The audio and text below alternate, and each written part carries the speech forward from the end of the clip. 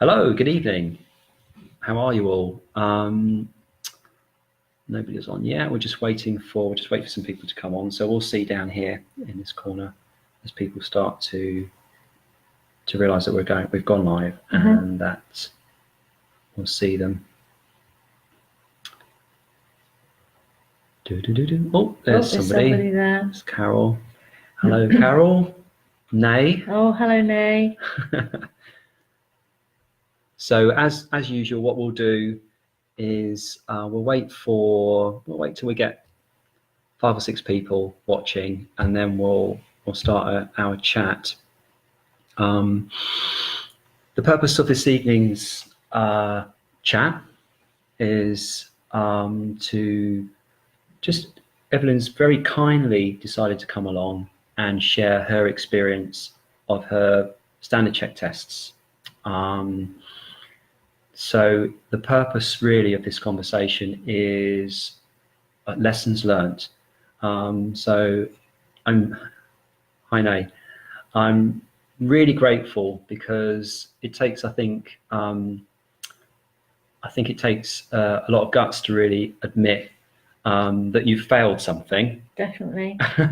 So I am really grateful for Evelyn to come along and actually firstly admit that she did fail her first one. You don't mind me saying that? We've had a conversation, haven't we?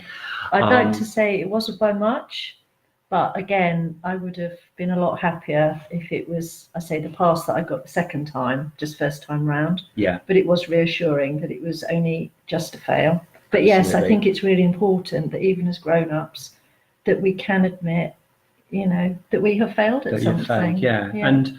And both Brian and I have been talking to quite a lot of instructors over the past few months, and there are a lot of people failing the standard check test. And we're talking about driving instructors who've been in the industry for a long time. We're talking to those who've been doing it for 20, 30, sometimes up to 40 years. And this change, I know it's not a recent change, it happened back in 2014, but we're all still getting up to speed with the change of the standard check test. Has caught a lot of us out. What we're finding is that a lot of people are getting their letter, they're doing a little bit of home study, research, reading up, watching some videos, reading some stuff on the internet, and having a crack at it on their own. And some people are doing quite well that way, and some people haven't quite got all the bits of information they need and therefore haven't been successful. So I think we've got quite a lot watching us now. So I think it'll be worth us 21 years. Yeah. Yeah, there we go. So I think we'll start our conversation. So I think if it's okay with you, what we discussed is that we'd start with your first standard check test. And although it was back in December, it was just before Christmas. Yep. So a bit of a summary from you, if you wouldn't mind, on what happened. Yeah. So prior to my test, I had already attended another course. It was run by the DIA. I think the most helpful bit about that one was the fact that there were a lot of other driving instructors there. And personally, I felt I learned more from them than I did as a result of the course, which was a lot of theorising. It was a bit sort of airy-fairy without actually giving practical tips. Okay. So I went into my first test not really knowing what to expect. And I know I thought I'd failed before I'd even started, in that I went into the waiting room with my student, and I was asked for my certificate, and I went into instant meltdown thinking, certificate? I haven't got a certificate. And I was told, well, you can't have your test without a certificate. And I thought, and of course it was the badge that was in my windscreen. That's all it was. And I think it's just terminology. So we didn't get off to a very good start. And so basically went and joined my student in the car. The examiner sat in the back, And I don't think I structured the first part of my test particularly well. I think the view is that we shouldn't talk for much more than 10 minutes. Okay. And I hadn't actually timed myself, and I know we shouldn't necessarily rehearse things word for word, because I think if you do that, you don't necessarily listen to what your student's saying. You're just doing your repertoire.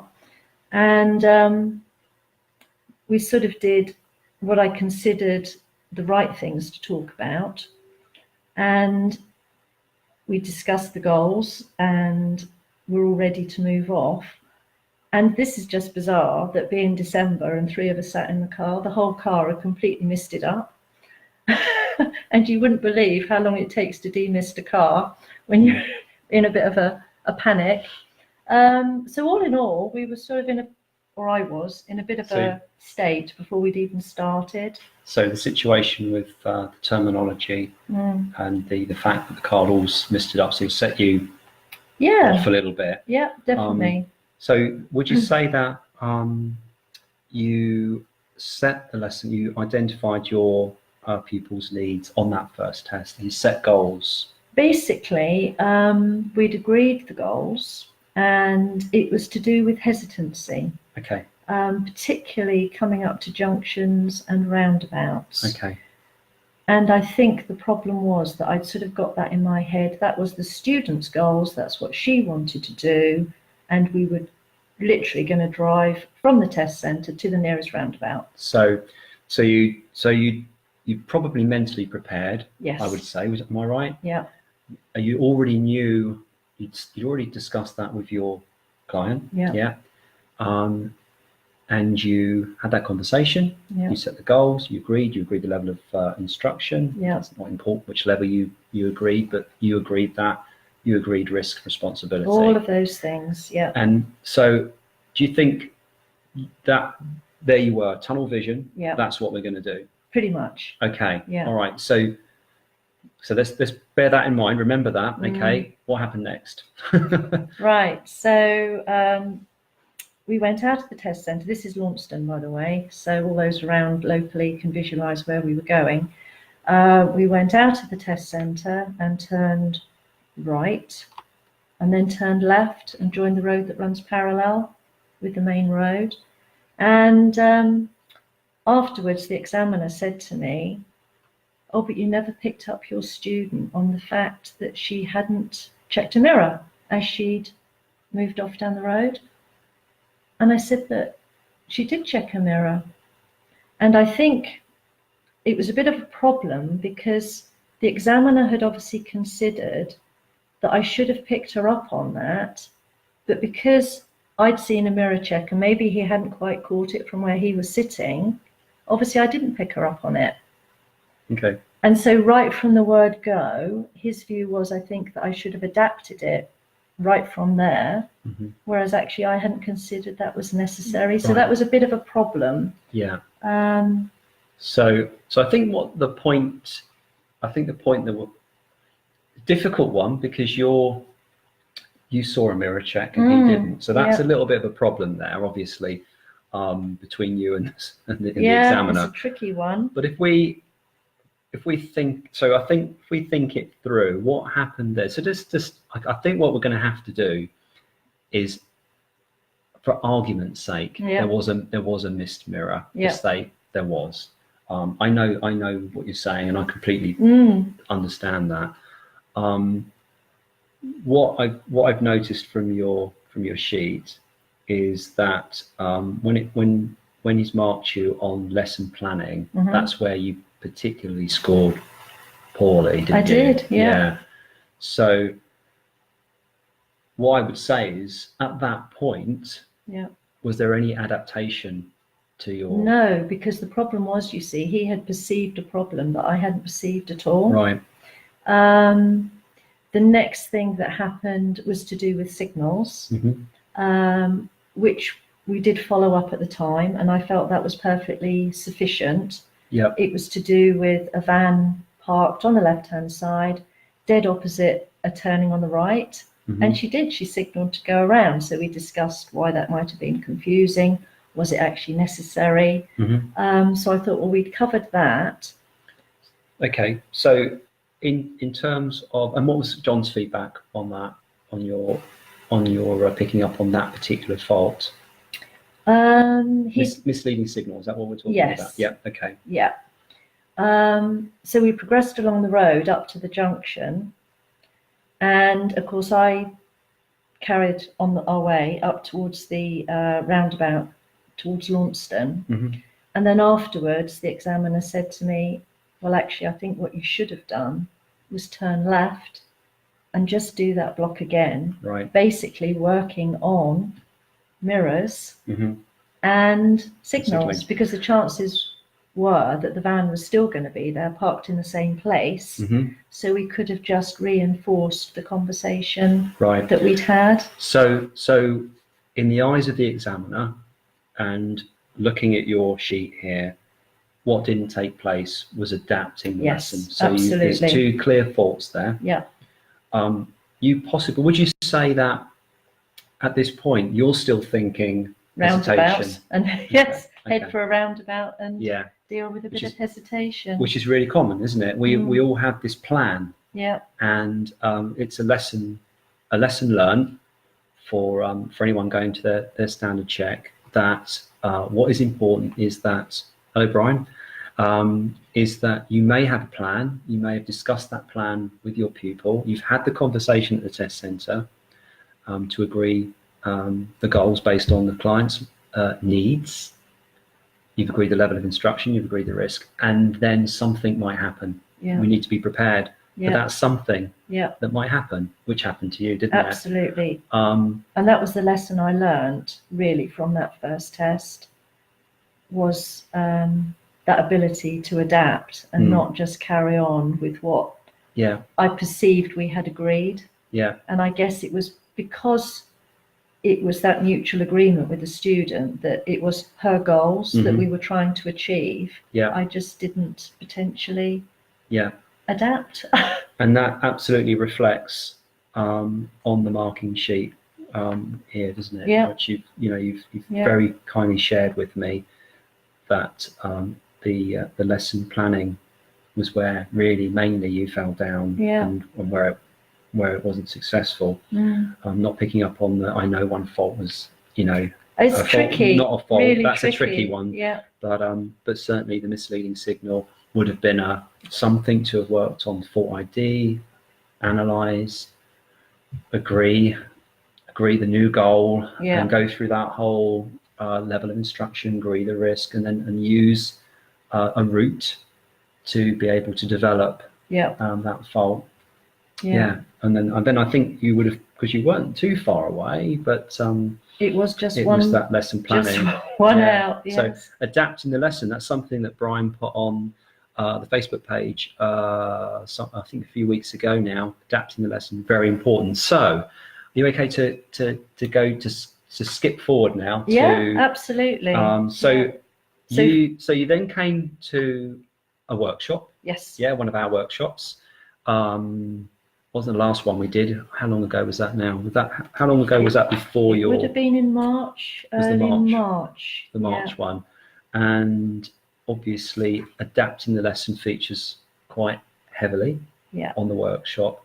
Were there any sort of light bulb moments during that workshop where you thought, it just brought it home to me.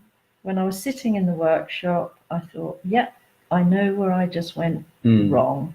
And it's a lovely feeling when you've got all of these other ADIs around you, ADIs and PDIs, sharing experiences. We're all worried about this test.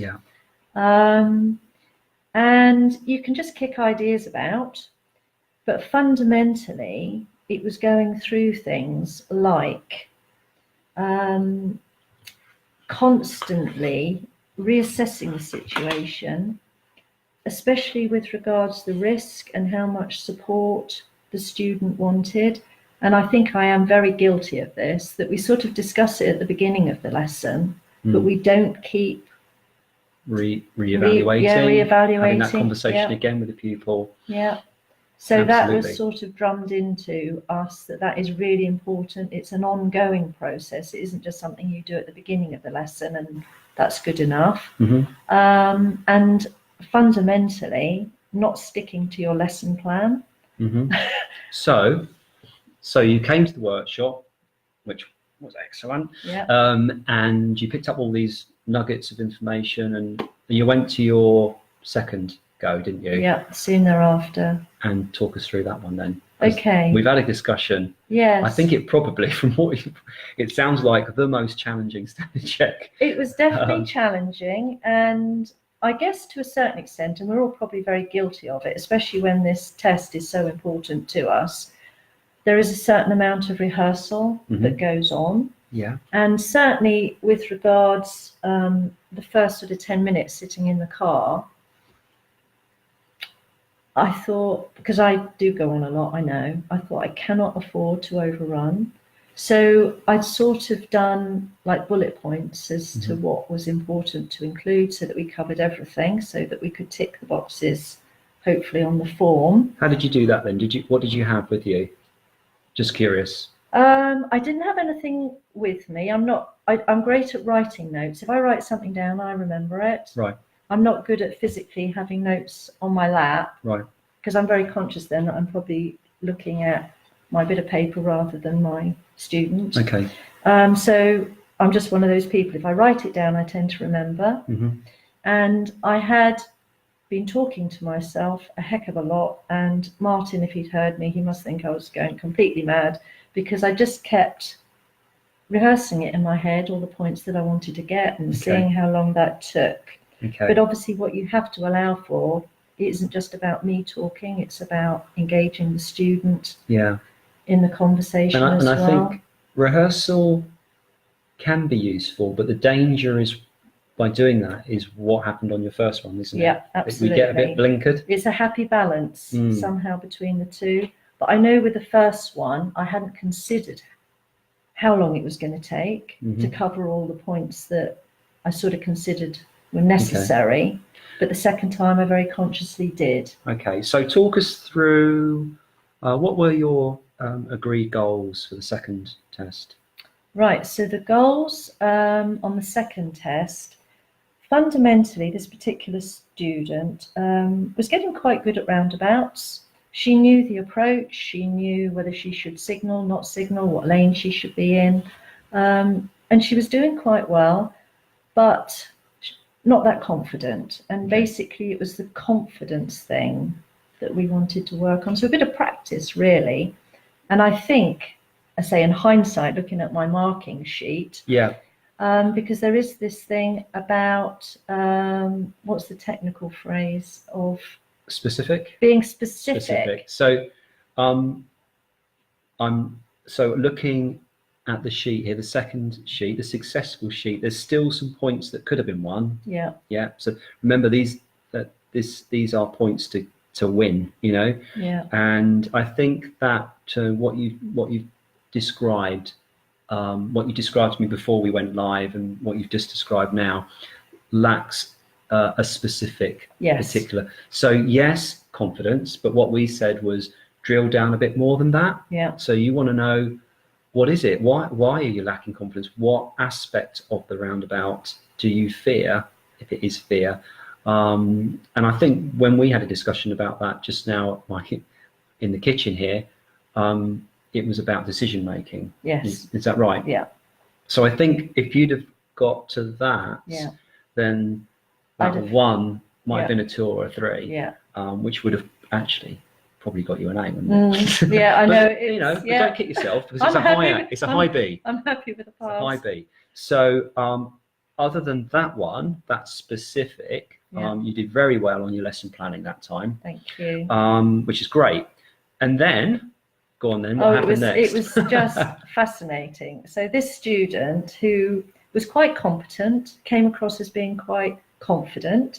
She moved off well, headed up to the exit from the test centre, that was fine. She emerged onto the road fine, turning left.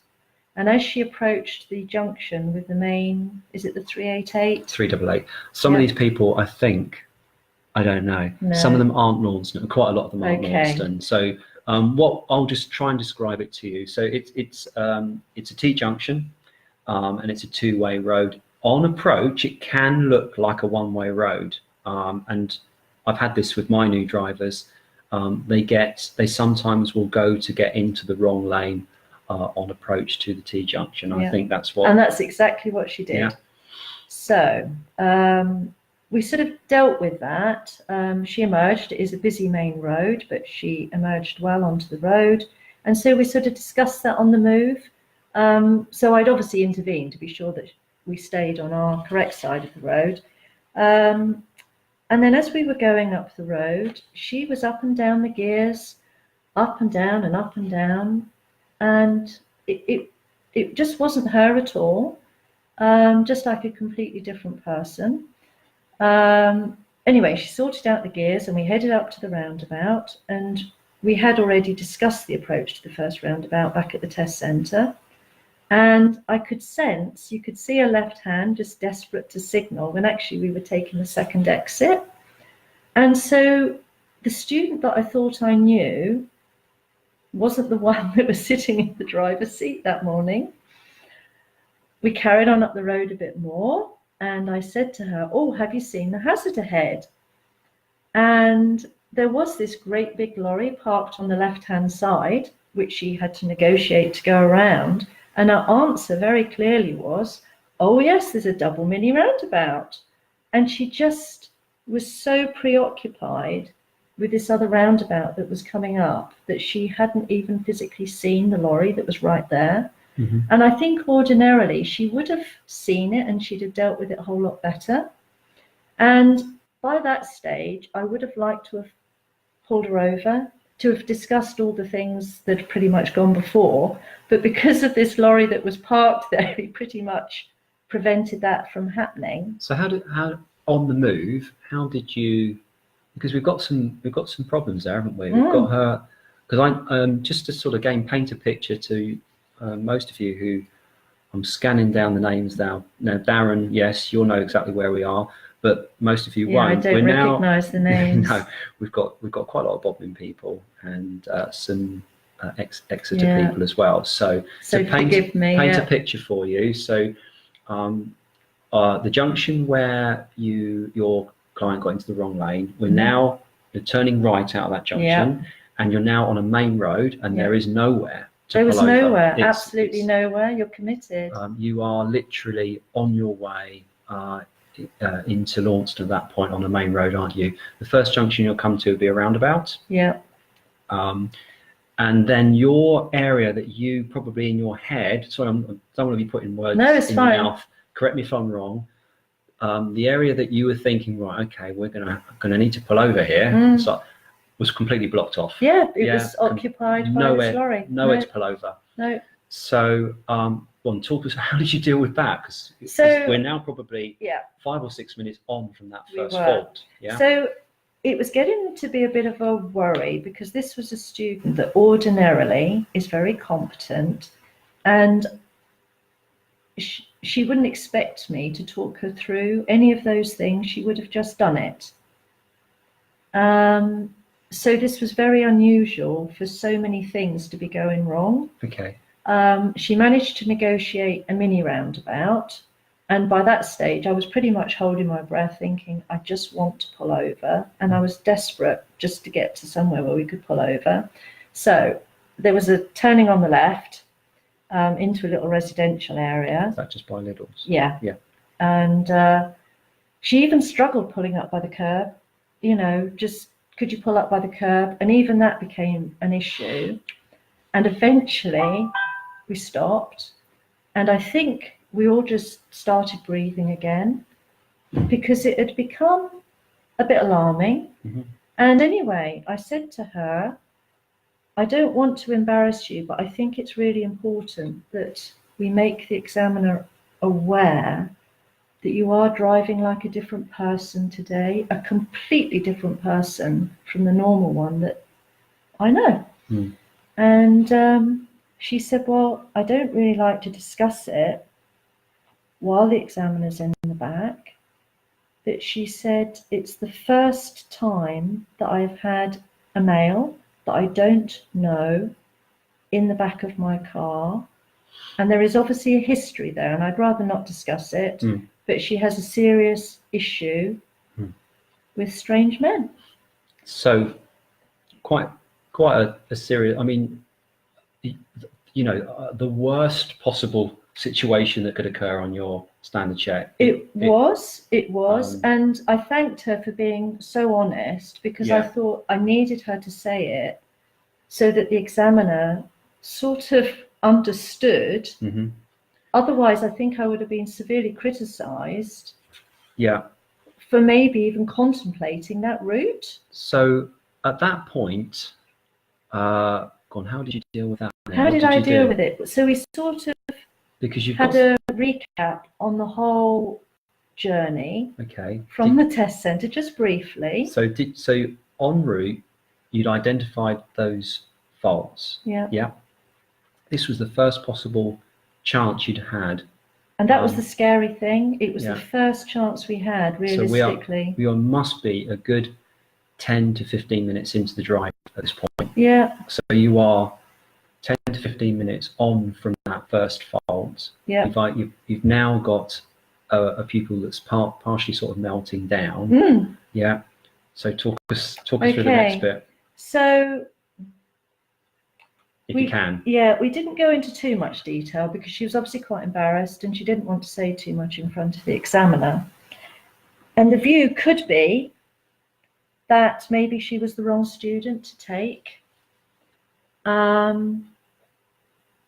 You could argue that, but we have discussed it since, the student and I, and she said, do you know what? I didn't know that's how I would react. Okay. She had no idea that was going to be her reaction. Okay. So, sorry to cut you off. So, in terms of that, I mean, that's a very difficult situation, isn't it? Which, you know, none of us can really plan for. You had a conversation with your client. She was quite happy to come on the test with you. Absolutely. She'd been driving to a fairly good standard, and this has happened. And well done, by the way, for dealing with that. How did you then? Because looking at your two sheets here, where you fell short on the first one, lesson planning, you did very well on the second one. Thank you. We're on from that now, and the other area that you did better on the second test was your risk management, and also what appears to me is you did incredibly well in adapting the lesson. And basically, any goals just went out the window. Right. Because, and I obviously had the discussion with her, it was pointless carrying on towards the area that we had intended to go. So I'm interested now in what was the discussion about resetting new goals? So we had a serious discussion about whether she was actually comfortable with continuing at all. Okay. She was incredibly hot, incredibly hot. And so I would advise anybody, and I think we all know this anyway as ADIs, do recommend that your students wear lots of layers so they can just keep taking them off. She was so hot and uncomfortable. So we had a serious conversation about whether she was actually happy to continue, because it was a serious consideration. I think that shows through in your management of risk, that conversation. I think that does. Okay. So we then discussed it that in reality, she wasn't comfortable with going any further from the test centre. Right. We decided that a better plan would be to see if we could do a loop, basically doing the same route in the opposite direction, but doing it better, the way that she would normally drive. Okay. Now the problem is that actually the problem hasn't gone away because the examiner's still in the back. Yeah. So I'm interested now in, you've agreed new goals. Yeah. Yeah. And those goals were what then? What were the specific goals there? Basically, we would have discussed the route back, so from where we were, and it was somewhere she hadn't been before, but she would have pulled up to a T-junction. So it's very near the retail park for anybody that's familiar with Launceston. Very tricky junction to get out of, near that horrible bend. And did you agree what in old speak level of instruction? What was the level? Now, by that stage, she needed all the support she could get. She had completely lost her independence. Yeah. And literally, I needed to talk her through it. It was like having. And she agreed with that. And she agreed with that. Okay. Yeah. And you had the discussion about shared risk. Yeah. Yeah. And from then on, sorry, I don't want to put words in your mouth. Just tell me if I'm wrong. know the terminology. Yeah. So at that point, then you've gone from up here independent. Yeah. To way a down. Full talk through. Yeah, absolutely. It was absolutely. Full talk through. Okay. Yeah. And that's what you did for the. And that's what we did. Okay. And so basically, and I thought, do you know what? I do run the risk of getting this completely wrong. But I think the situation demanded that we just head back to the test centre. Yeah. So it was the same route in the opposite direction, involving junctions, the mini roundabout, the bigger roundabout, and just trying to regain her confidence again. Okay. So what you did incredibly well there with is what you didn't do incredibly well. Absolutely. In the first, isn't it? In the first test. Yeah. Which is that you totally adapted the lesson. It had to be completely changed. It went right out the window. In the bin. Yeah. And you didn't even jump down one level. You've gone right down to guided. And I think that absolutely reflects it on your sheet here. And I think, as we discussed earlier, the purpose of this discussion was lessons learned, wasn't it? So the two lessons here are: be prepared to adapt. Big time. Yeah, because it can go. You might be lucky. You can go to plan. Yeah. My last standard check went totally to plan. I was very fortunate. Yours didn't. Yours couldn't have been. But it gave me the ideal opportunity to adapt. And obviously, this is what I didn't do on my first test. I just merrily kept pushing on towards roundabouts, because that is what I perceived. And you can see that if you'd have done that on your second one, that would have been absolutely a disaster, wasn't it? So you adapted. Other lessons learned would be specific, and that's an area where you could have scored more points, couldn't you? And in fact, you don't mind me saying your grade, do you? It's a high B, isn't it? It is. It's a high B. Let's say it's a high B, and it is a very high B, knocking on the door of an A. And I think that if you'd have been more specific at the outset in your goal setting, hindsight's a wonderful thing. Yeah, I don't want you to kick yourself, because this is a very respectable score here. But you'd have been a B. You'd have been an A. Can I tell you something else that really helped? Yeah. And this goes back to the workshop that we did, and that's the sheet that we fill out with the student, the reflective log. That is fantastic. It works really, really well. Yeah. Because now I've got students, they're getting in the car and they've already got it in their head what they would like to do, because we've already discussed it at the end of the last lesson. Yeah. And then at the end of this particular lesson, it's what went well, where could we improve. Absolutely. And it's lovely that they're prepared to share in a very grown-up way how they felt it went, and what they are going to do between this lesson and next lesson, be it read up on road signs or go out in their car. And that helped me greatly with that test. It's great. It's so valuable. If and when any of you ever decide to come along to our standard check, we have some reflective logs examples that we hand out and give to you during that day. I recommend that you use those because they are fantastic, aren't they? So I think my wife's just come home, so I think we're gonna sign off from that. But hopefully, I want to thank you because I think, like I said at the very very outset, to come along and in a very public way admit that you failed one. It takes takes a lot of guts, I think. Thank you for being completely honest with us on that, but also complete hats off, because that second standard check sounds like a nightmare to me. And I think that your client has got a fantastic instructor, because the way that you dealt with that, thank you, the way that you talked her, you talked her through from that moment back to the test centre. You got us back safe. All we got to work on now is what happens on her test, because she's got a 50-50 chance of having a male examiner. Yeah, so I think for me personally, and some of you might be thinking along other lines, but for me personally, the lessons learned here are: be specific when you're setting your goals, be absolutely 100% be prepared to adapt your lesson. It's so important.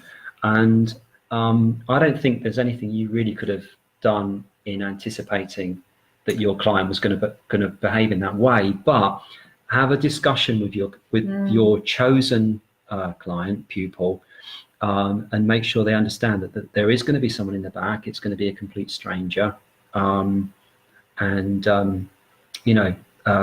just get some ideas on how you think they're going to react to that.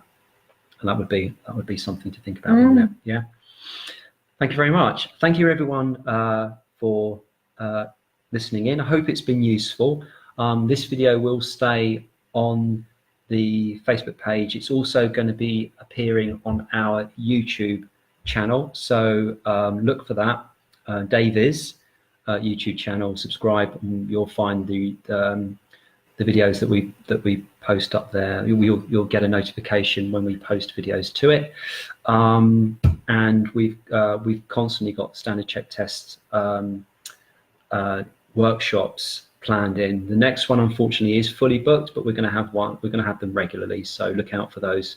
And if you've got, if you feel like you need to update yourself on the standard check, whether you have or haven't got one planned in, I recommend that you get on a workshop anyway and just familiarise yourself with the new format. Okay, thank you very much, and thank you. Have a good. It was helpful. Oh, absolutely, fantastic. Have a good week, everyone, and see you on the next one. Thanks very much. Bye now. Bye bye.